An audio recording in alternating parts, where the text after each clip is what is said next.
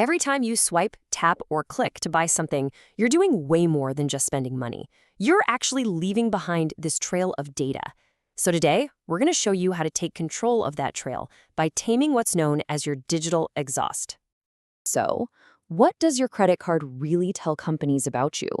Honestly, it's probably more than you think. Every single purchase tells a story.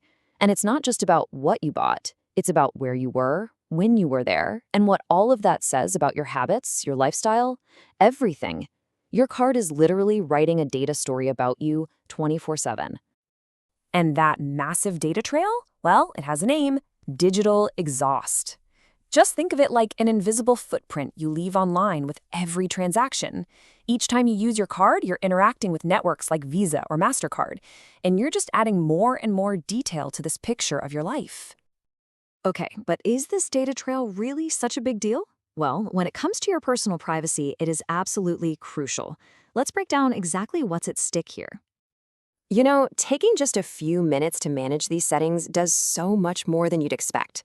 First off, you're protecting your privacy, obviously, but you're also making it harder for companies to build a detailed profile of you. And you know what that means? Fewer of those creepy, super specific, targeted ads that follow you around the internet. And most importantly, you're stopping your data from being used in ways you never even agreed to. It puts you right back in the driver's seat. All right, now for the good part, the actionable stuff. How do you actually take back control? We've put together a really simple checklist you can use to opt out and start cleaning up that digital exhaust. Okay, here it is, your cheat sheet for taking back control. These settings are surprisingly powerful tools, and finding them is way more straightforward than you might think. Now, depending on which card is in your wallet, the wording changes a little, but the goal is always the same. For an American Express card, you're going to want to head to the Legal and Privacy section and look for Privacy Choices.